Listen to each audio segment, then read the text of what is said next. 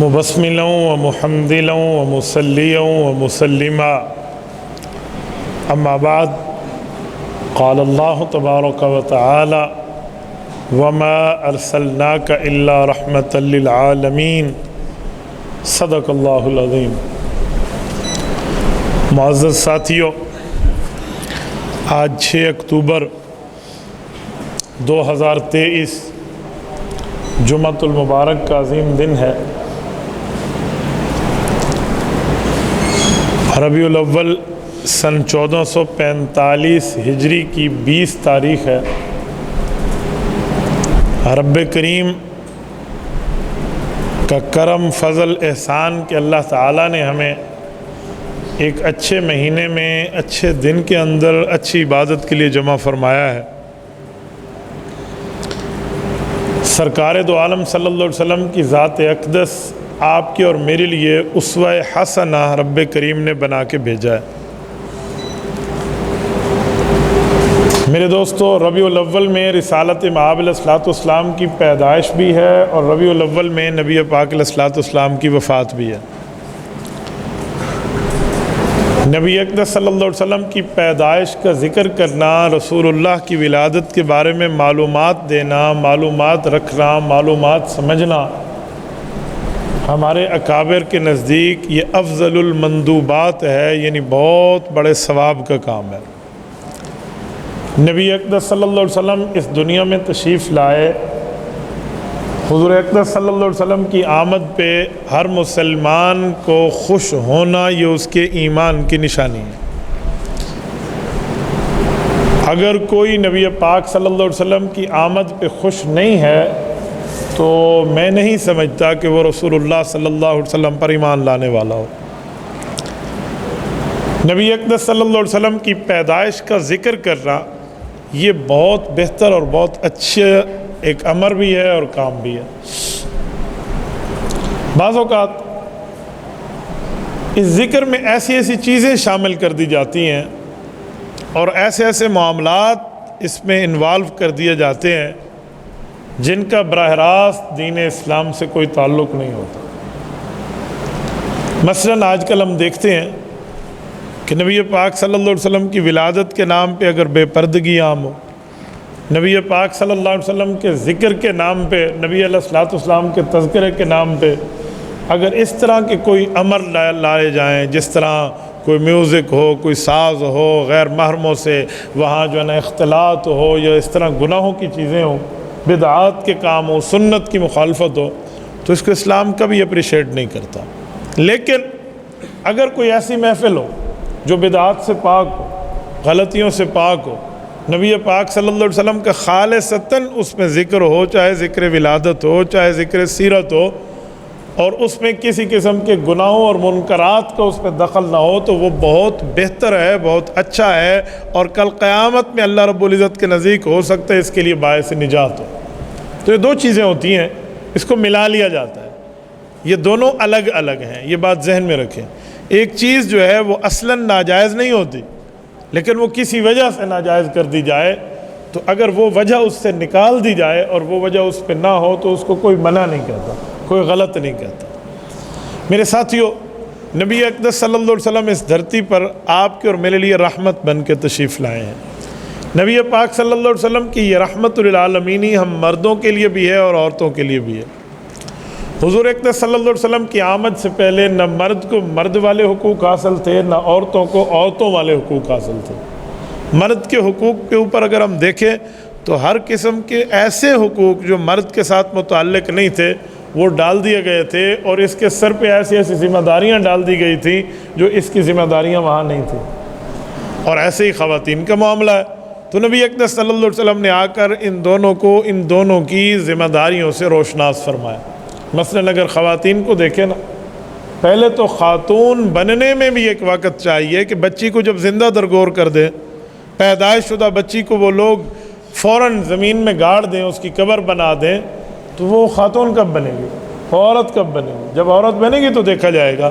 لیکن اگر کوئی ان کے ظلم اور تشدد سے بچ کے عورت بن جائے تو اس عورت کے ساتھ عجیب قسم کے معاملات۔ ایک خاتون ایک وقت میں 4 سے 5 نکاح کیا کرتی تھی۔ آپ سیرت کی کتابیں اٹھائیں تو ایک خاتون کے 4 نکاح ہیں اور ایک ہی وقت میں ہیں۔ اچھا مجھے بتائیں اگر یہ بات ہو جائے تو آپ اولاد کا نسب کہاں لائیں گے؟ اولاد کے نسب نامہ اور اس کے خاندان اور اس کی ولدیت کا معاملہ کہاں تک جائے گا؟ یہ بھی اس جاہلیت کے زمانے میں اس بات کا جواب یہ دیا کرتے تھے کہ وہ عورت کہہ دے گی کہ یہ اس کا بچہ ہے، یہ اس کا بچہ نہیں ہے، بس اس کی بات مان لیں گے، یا جس مرد کے ساتھ اس بچے کی شکل مل جائے گی اسے دے دیا جائے گا، اور اگر زیادہ مسئلہ بن گیا تو قرآن دازی کر لی جائے گی۔ اس قسم کی فضول، نیچ، گھٹیا حرکات یہ خواتین کے ساتھ ہوا کرتے تھے۔ اور خواتین اسلام کا تو وراثت میں تو نام و نشان بھی نہیں تھا نا، کہ عورت کا وراثت میں بھی کوئی حق ہے؟ کیا باپ کی وارث بیٹی بن سکتی ہے؟ اس کو اس کے مال میں، جائیداد میں، اس کے معاملات میں حصہ دیا جائے گا، وہاں تو کوئی کسی قسم کے حصے کا تصور ہی نہیں تھا۔ اور یہ اس زمانے کا مشرکانہ تصور، اس زمانہ جاہلیت کا تصور آج ہم میں پایا جاتا ہے۔ آج ہم میں کسی کا والد اللہ نہ کرے فوت ہو جائے تو بھائی اپنی بہن کو یوں آنکھ دکھائے گا کہ اگر تو انہیں حصہ لینے کی بات کی نا پھر تیرے ساتھ میرا مرنا جینا ختم ہے۔ تو مسلمانوں یہ دین کی تعلیمات نہیں ہے، یہ اسلام مذہب اور ایمان کی تعلیمات نہیں ہے، یہ اس زمانے کی ابو جہل کی رسم ہے جو ہم میں سرایت کر گئی ہے۔ اسلام آیا، اس نے 4 نکاحوں کے بجائے عورت کو ایک نکاح کی ایک وقت میں اجازت دی ہے۔ ہاں اس کا خاوند فوت ہو جائے یا اللہ نہ کرے جدائی ہو جائے تو وہ عدت کا پروسیس گزار کے پھر جہاں چاہے نکاح کر لے۔ یہ اسلام پہ آج تک لوگ سوال کرتے ہیں کہ جی عورت کو اگر 4 شادی کو اجازت نہیں ہے تو مرد کو کیوں ہے؟ مرد کا معاملہ کچھ اور ہے۔ میرا عنوان شادی کا ٹاپک نہیں ہے، ورنہ میں اس پر دلائل لاتا کہ مرد کو اجازت کیوں ہے۔ میں ایک صرف جھلکی بتاتا ہوں سمجھانے کے لیے۔ مفکر اسلام حضرت مولانا مفتی محمود نور اللہ مرکزہ سے ایک مرتبہ یہی سوال ہوا تھا کہ مرد 4 شادیاں کر سکتا ہے، عورت کیوں نہیں کر سکتی؟ تو حضرت نے بہت اچھے ترتیب پہ جو سمجھایا تھا نا، تو لفظ میرے ہوں گے، مطلب ان کا ہوگا، میں وہی سمجھانے لگا۔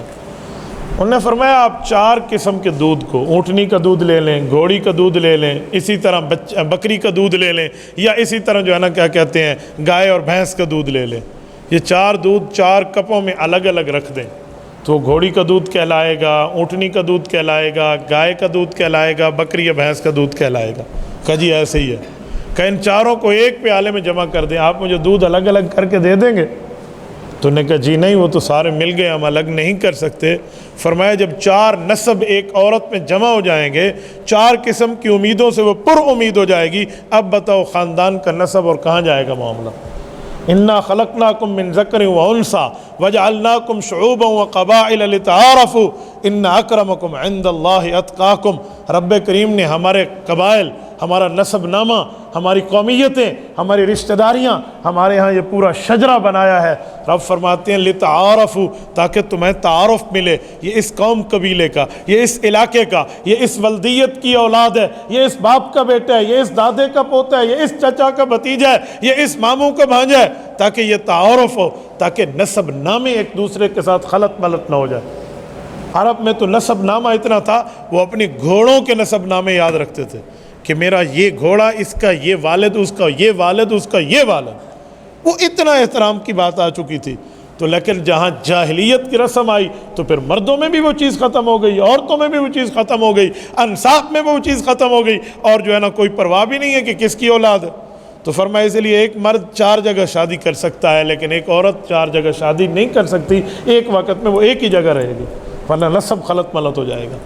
ہم وہ تو نہیں ہیں جو ہم مغرب کے اوپر خود کو قیاس کریں، بھی آپ کا نام کیا ہے؟ جی فلاں ہے۔ ہاں جی ہوگے، مدر نام بتائیں کیا ہے؟ وہاں فادر نام کا تصور ہی نہیں ہے۔ باپ پتہ ہو تو باپ کا نام لکھے، ولدیت معلوم ہو تو لکھے، وہاں امیت لکھی جائے گی کہ اس کی اماں کا نام بتا دیں۔ اور پھر بعض جاہل طبقے مغرب کے لوگ اسلام پہ اعتراض کرتے ہیں، کل قیامت میں بھی تو ماں کے نام پہ اٹھایا جائے گا۔ تمہیں کس نے کہا ماں کے نام پہ اٹھایا جائے گا؟ اس کا کوئی ثبوت ہے؟ یہ ہمارے ہاں ایک عجیب روش چل پڑی، کل قیامت میں بچے کو ماں کے نام پہ بلایا جائے گا۔ میں نے ایک بندے سے پوچھا یار اس کی کوئی بیس ہے؟ کہاں لکھا ہے؟ میں نے تو نہ اللہ کے قرآن میں پڑھا، نہ حضور پاک علیہ السلام کے فرامین میں پڑھا ہے۔ یہ آپ نے مسئلہ کہاں سے لیا؟ نہ میں نے صحابہ کرام کے، اہل بیت کے کسی فتاوی میں نہیں دیکھا، نہ کسی فقیہ کا فتویٰ ہے، نہ کسی ولی کی ولایت ہے۔ مجھے کہتے ہیں مولانا آپ ذرا خیال کریں، حضرت عیسیٰ علیہ السلام بھی تو ہے نا، ان کے تو والد نہیں ہیں، جب ان کو بلایا جائے گا تو ان کے والد نہیں ہوں گے تو پھر کیا ہوگا؟ اس لیے ماں کے نام پہ بلایا گیا۔ میں نے کہا واہ سبحان اللہ، کیا دنیا میں آپ نے لاجک پیش کی ہے، یہ پوری دنیا کا اکلوتا واقعہ ہے۔ ان کی ولدیت کا معاملہ تو ہے ہی نہیں، ان کا نام قرآن پاک میں موجود ہے، ذالک عیسی ابن مریم، وہ عیسیٰ بن مریم ہے، اسی نام سے بلایا جائے گا۔ ان ایک کی وجہ سے تو پورے کے پورے اصول کو بدل کے رکھ دے، ایسا کچھ بھی نہیں، ایسا معاملہ نہیں ہے۔ کہتے ہیں اگر باپ کے نام پہ بلایا گیا، وہ مغرب کی تعلیم زدہ شخص تھا، تو کہتے ہیں اگر اللہ نہ کرے کوئی نسب حرام ہو گیا تو پھر تو بندے کی بےزتی ہوگی۔ میں نے کہا تم نے قرآن نہیں پڑھا؟ سورۃ طارق پارہ نمبر 30 نہیں پڑھی؟ رب کریم فرماتے ہیں یوم تبلی السرائر، یہ جو راز تم نے بنائے ہوئے ہیں نا جھوٹے، ان رازوں کو رب نے فرمایا میں قیامت کے میدان میں یوں کھول کے رکھ دوں گا کہ لوگ اس راز کی بات سنیں گے تو کہیں گے واہ یہ تو اتنی عرصے سے سن رہے ہیں، یہ تو گویا پرانی بات ہو گئی ہے۔ یوں رازوں کو کھول کے بکھیر دیا جائے گا۔ اس لیے تو کہتے ہیں گناہ تنہائی میں بھی نہ کرو، اس لیے تو کہتے ہیں خلوت میں بھی گناہ نہ کرو، اس لیے تو کہتے ہیں کہ جب بندہ اکیلا ہو پھر بھی رب کی نافرمانی نہ کرے، ورنہ آج چھپے گی نا، سال چھپ جائے گی، تیری زندگی میں یہ جرم چھپ جائے گا۔ یوم تبلی السرائر، قیامت میں رب کریم کے فرشتے ان گناہوں کی لکھائیوں کو کھول کے رکھ دیں گے، تو وہاں کی شرمندگی ہوگی، پھر اپنے والد کا سامنا، اپنی والدہ کا سامنا، اپنی اولاد کا سامنا، اپنی گھر والی کا سامنا، حتیٰ کہ اپنے اساتذہ کا سامنا، یا اس گناہ والی یا گناہ والے کا سامنا، پھر مجھے بتاؤ پھر نبی کے صحابہ اہل بیت کا یا پیغمبر کا سامنا کیسے کیا جائے گا؟ تو اس لیے تو کہتے ہیں اس معاملے میں بندہ غور کرے، تو ایسا کچھ بھی نہیں ہے۔ رب کریم نے رسول کریم کے ذریعے خاتون کو حق دیا کہ خاتون کو نکاح کا، اچھا پھر نکاح میں بھی خواتین پہ زبردستی بھی نہیں ہے، یہ اسلام نے حق دیا کہ عورت سے پوچھا جائے گا آپ کا نکاح کریں یا نہ کریں۔ وہ عاقلہ ہے، وہ بالغہ ہے، وہ سمجھتی ہے، وہ خود کہے گی ہاں یا نہ، یا کوئی اشارہ دے گی اپنی رضامندی کا یا اشارہ دے گی اپنی ناراضگی کا۔ ایسے نہیں ہے۔ ایک خاتون اللہ کے رسول کے پاس ہے کہ یا رسول اللہ میرے ابا نے میرا نکاح کر دیا، میں چاہتی نہیں ہوں میں وہاں نکاح کروں، کیا مجھے اختیار ہے؟ نبی علیہ السلام نے اس کے والد کو بلایا، اس کے نکاح کو ایک لفظ میں نبی علیہ السلام نے ختم فرمایا کہ میں نبی ہونے کی اتھارٹی سے اس نکاح کو مردود قرار دے رہا ہوں، اس بچی کی اس میں شمولیت نہیں ہے۔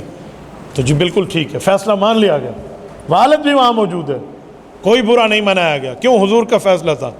جب ہو گیا کہ یا رسول اللہ مجھے بچی پوچھتی ہے مجھے اسلام نے حق دیا، فرمایا آپ کا حق ہے۔ تو نبی علیہ السلام کو عرض کرنے لگے یا رسول اللہ اب میں وہیں ہی شادی کروں گی جس جگہ ابا نے نکاح کیا ہے۔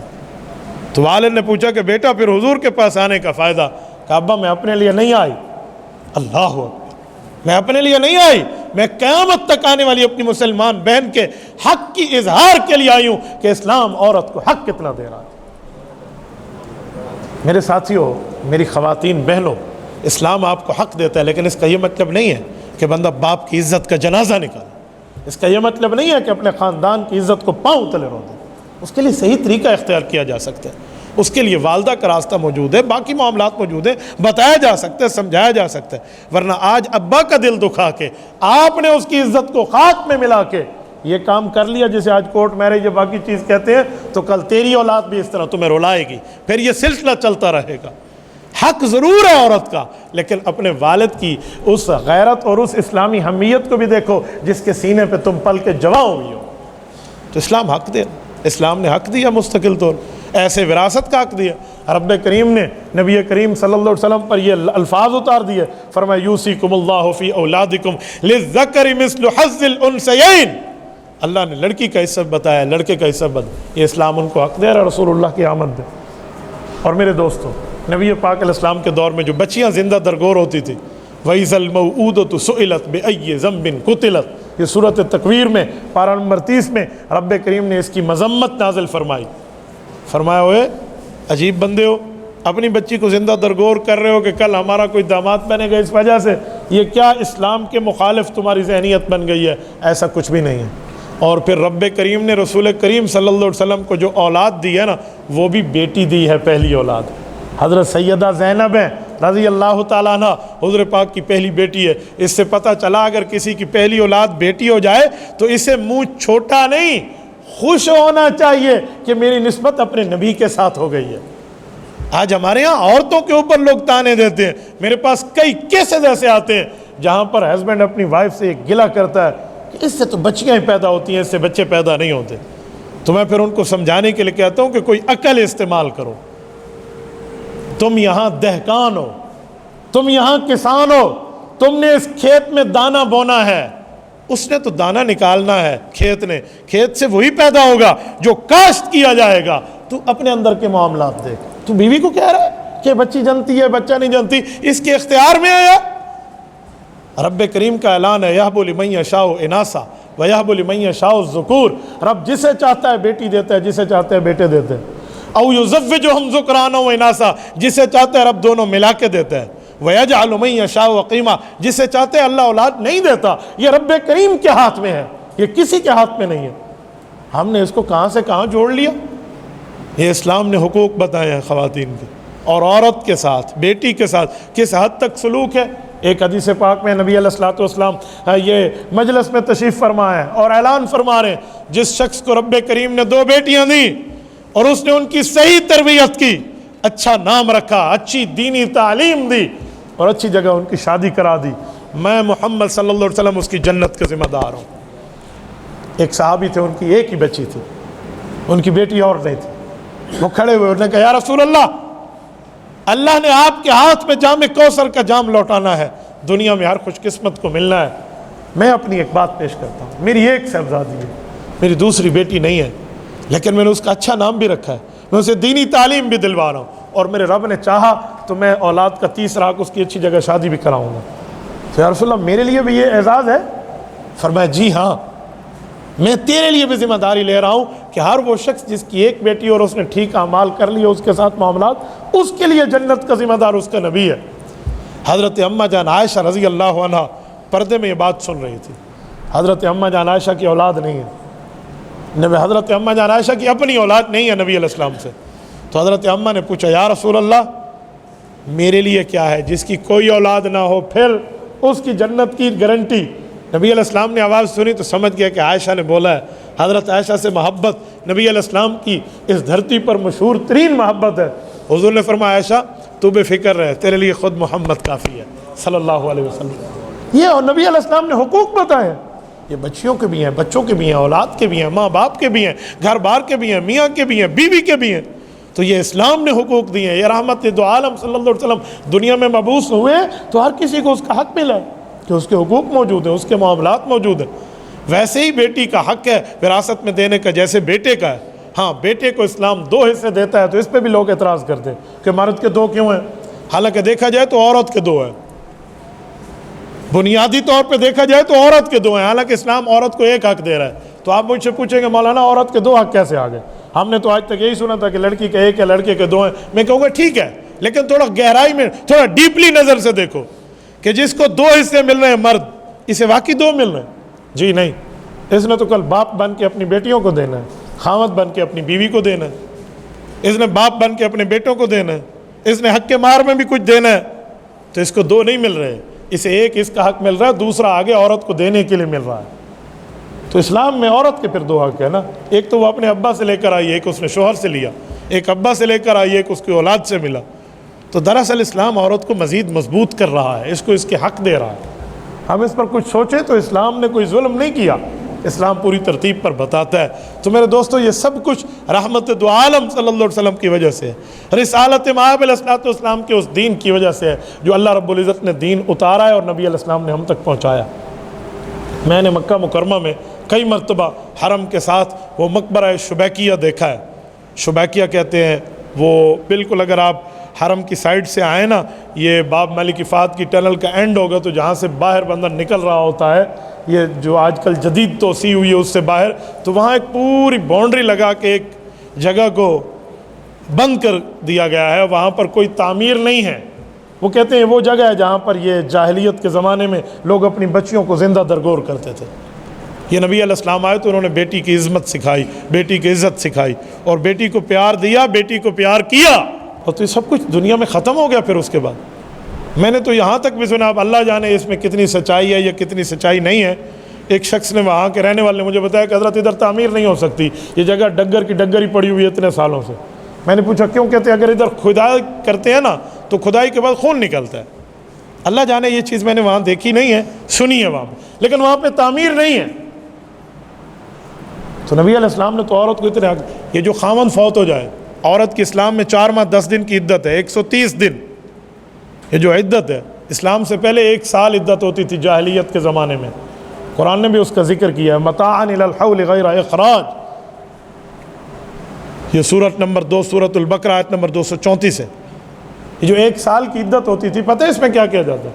اس عورت سے بات چیت کرنا حرام ہوتا، اس عورت سے ہاتھ ملانا حرام ہوتا، اس سے گفتگو کرنا حرام ہوتا، اللہ معاف فرمائے اسے کسی 4 ٹانگوں والے جانور کی طرح باندھ دیا جاتا ہے ایک کمرے میں، اور اس کی روٹی بھی یوں پھینک کے دی جاتی ہے اور پانی بھی یوں پھینک کے دیا جاتا ہے، اسے اچھوت سمجھا جاتا ہے، اس سے دیکھنا اور اس کی نظر پڑنا، یا اس کی نظر آپ پہ پڑنا یا اس پر آپ کی نظر پڑنا، یہ ایک نحوست کی چیز سمجھی جاتی تھی۔ اسلام نے تو ایسا کچھ بھی نہیں کیا، اسلام نے 4 ماہ 10 دن کی عزت بتائی ہے، اور اس عدت کے اندر اتنی عزت اس خواتین کو ملی ہے جتنی ملنے کا حق ہے۔ تو یہ اسلام ایک ایک چیز پہ حق دے رہا ہے۔ جب اسلام نے حقوق دیے ہیں، آج ہمیں چاہیے ہم اپنی پریکٹیکل لائف میں ان حقوق کے معاملات کو دیکھیں۔ اسلام نے کیا حق دیا ہے مجھے بطور خاوند ہونے اپنے بیوی کے لیے، بطور والد ہونے اپنی اولاد کے لیے، یا بطور بیٹا ہونے اپنے ماں باپ کے لیے۔ اسلام نے بڑے کا حق دیا ہے، چھوٹے کا حق دیا ہے، علماء کی عزت سکھائی ہے، اسلام نے ایک ایک مقام پر معاملہ سکھا دیا ہے، اور اسلام نے بوڑھے کی عزت سکھائی ہے، خواتین کی عزت سکھائی ہے، اپنے سے چھوٹے کے ساتھ معاملات کیا کرنا، ایک ایک چیز سمجھائی ہے۔ اگر ہم ان باؤنڈریز میں رہیں گے تو اسلام کے دائرے کے اندر رہ کر خوشی کی زندگی گزاریں گے، اور باؤنڈریز کراس کریں گے تو قرآن کہتا ہے وَتِلْكَ حُدُودُ اللَّهِ وَمَن يَتَعَدَّ حُدُودَ اللَّهِ فَقَدْ ظَلَمَ نَفْسَهُ، فرمایا جو اللہ کی ان باؤنڈریز کو کراس کرے گا تو اپنی جان کے ساتھ ظلم کر رہا ہے۔ اللہ پاک آپ کو اور ہمیں صراط مستقیم عطا فرمائے، دین حنیف پر، دین اسلام پر اللہ تعالی عمل کی توفیق عطا فرمائے۔ اقول قولی ھذا واستغفر اللہ وآخر دعوانا ان الحمد للہ رب العالمین۔